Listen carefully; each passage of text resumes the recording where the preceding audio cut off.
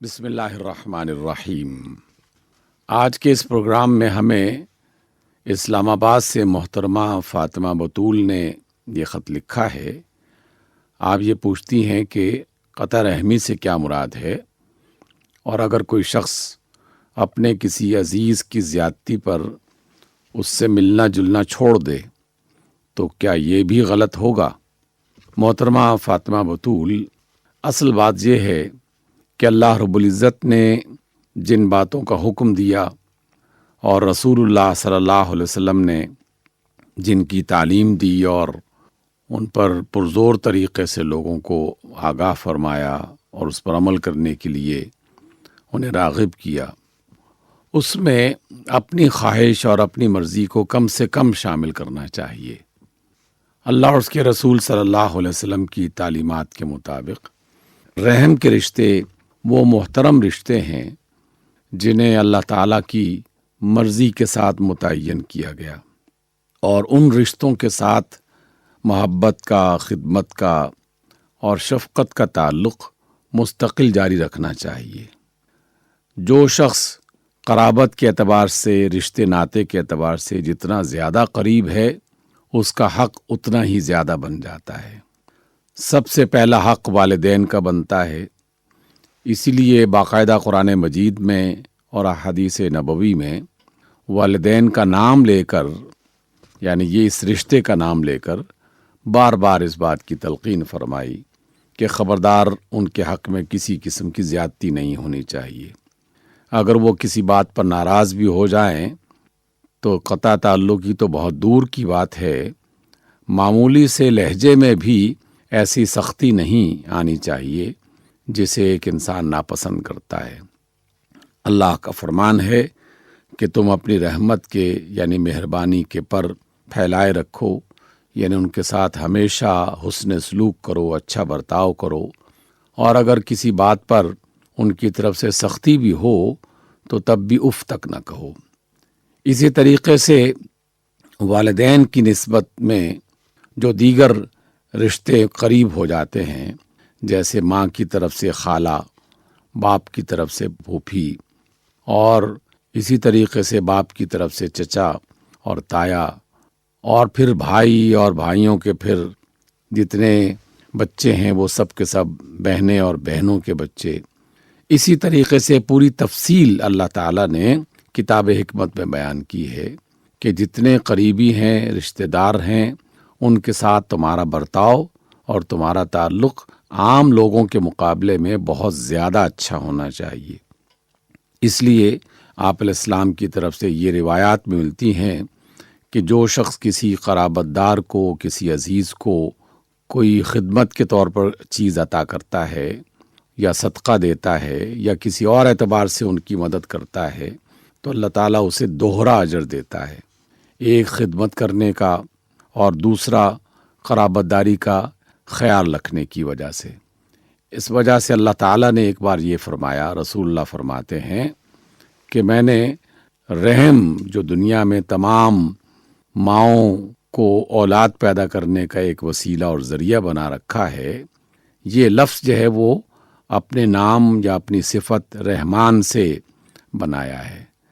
گویا کہ صفت رحمان جو سراپا مہربانی ہے، رحمت ہے،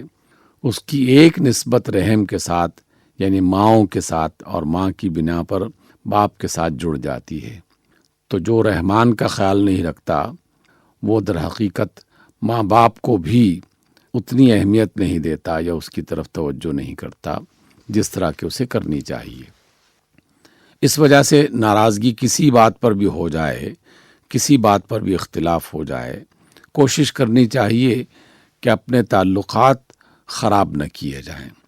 اور وہ کسی نہ کسی انداز میں جاری رہیں۔ خاص طور پر جب کوئی غم یا خوشی کا موقع آئے تو کسی صورت میں اسے نظر انداز نہ کیا جائے۔ آپ علیہ السلام نے اس کے بارے میں بہت زیادہ تاکید فرمائی ہے۔ آپ نے فرمایا کہ دو بھائی جو ہیں وہ آپس میں اگر لڑ پڑیں تو اللہ تعالیٰ جو ہے اس پر ناراض ہوتا ہے، اور ان کے اعمال کا جو اس کی کتاب ہے تو اسے رحمت کی نظر سے دیکھتا نہیں ہے جب تک کہ وہ آپس میں صلح نہ کر لیں۔ اور آپ علیہ السلام نے فرمایا کہ جو شخص سلو کرنے میں پہل کرتا ہے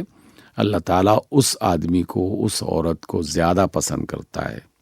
اور آپ نے اس کو ناپسند کیا کہ دو قریبی آپس میں ملیں اور ناراضگی کی بنا پر ایک طرف منہ پھیر کے چلا جائے اور دوسرا دوسری طرف منہ پھیر کے چلا جائے۔ تو جو بات اللہ کو ناپسند ہے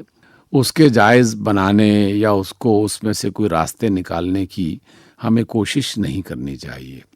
اپنے دل کو مضبوط کیا جائے، دوسروں کی غلطیوں کو معاف کرنے کا جذبہ پیدا کیا جائے۔ ایک سخی دل، ایک کشادہ دل وہی یہ کام کر سکتا ہے۔ جو تنگ دل والا اور سختی جس کے اندر پائی جاتی ہے وہ عام طور پر ایسا کام نہیں کرتا۔ اس لیے آپ علیہ السلام نے اس بات کی اجازت نہیں دی کہ کسی ناراضگی کی بنا پر لوگوں سے اور خاص طور پر قریبی جو افراد ہیں ان سے قطع تعلق کی اختیار کی جائے۔ ہاں، بعض اوقات کچھ ایسی غلطیاں، کچھ ایسی خطائیں ہو جاتی ہیں کہ آدمی کو بہت زیادہ ناراضگی اور بہت زیادہ غصہ آ جاتا ہے۔ تو اس موقع پر احتیاطی تدبیر کے طور پر اگر کوئی شخص ان سے زیادہ نہیں ملتا جلتا، محض کہیں ملاقات ہو جائے تو سلام کر لیا، غم کا معاملہ ہے تو اس کے ساتھ دکھ درد بٹا لیا، غم افسوس کا اظہار کر دیا، خوشی کا موقع ہے تو اگر ممکن ہے تو اس خوشی میں شریک ہو جایا جائے،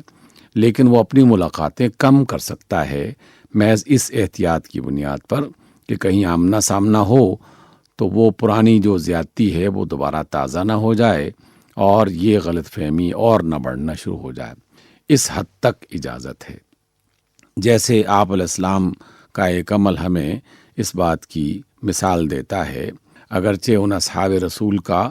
جنہیں اللہ تعالیٰ کے رسول نے معاف فرمایا تھا اور پھر ان سے کہا تھا کہ تم میرے سامنے مت آیا کرو، ان کا کوئی قرابت داری والا معاملہ نہیں تھا، لیکن اس کے باوجود کہ ان دونوں اصحاب نے، ایک ہندا ایک خاتون تھی اور ایک وحشی جو ایک مرد تھا، دونوں نے آپ علیہ السلام کے انتہائی محترم اور آپ کے عزیز چچا جناب حمزہ انہیں شہید کرنے میں اپنا کردار ادا کیا تھا اور انہیں اذیت پہنچانے میں اپنا کردار ادا کیا تھا۔ لیکن جب انہوں نے اسلام قبول کر لیا اور سچے دل سے توبہ کر لی تو آپ علیہ السلام نے ان کے اسلام کو بھی قبول کیا اور ان کی اتنی بڑی غلطی کو معاف بھی کر دیا۔ لیکن وہ جو دل کا رنج تھا انسانی طبیعت اور فطرت کے مطابق، آپ علیہ السلام نے ان سے یہ بات کہی کہ تم میرے سامنے مت آیا کرنا، کیونکہ چچا جو ہیں وہ اگر یاد آ جائیں گے تو پھر یقیناً غصہ اور ناراضگی اس کا اظہار بھی ہو سکتا ہے۔ تو آپ علیہ السلام نے اس احتیاط کے پیش نظر انہیں اس چیز سے منع کر دیا۔ اس کو بنیاد بنا کر اتنا کہا جا سکتا ہے کہ اگر کوئی شخص انتہائی زیادتی کرنے والا ہے اور آپ نے اسے دل سے معاف تو کر دیا ہے، لیکن ایک رنج اور غصہ اور غم وہ ہمیشہ بوجھ بن کے رہتا ہے، تو پھر ان سے ملاقاتیں بے شک کم ہو جائیں، لیکن ان کی غمی خوشی میں شرکت کرنا یہ زیادہ بہتر ہے، اللہ کو یہ زیادہ پسند ہے۔ رسول اللہ صلی اللہ علیہ وسلم نے اسی جذبے کو فروغ دیا ہے۔ اللہم صلی علی محمد، اللہم صلی علی محمد وعلی آلہ وصحبہ وسلم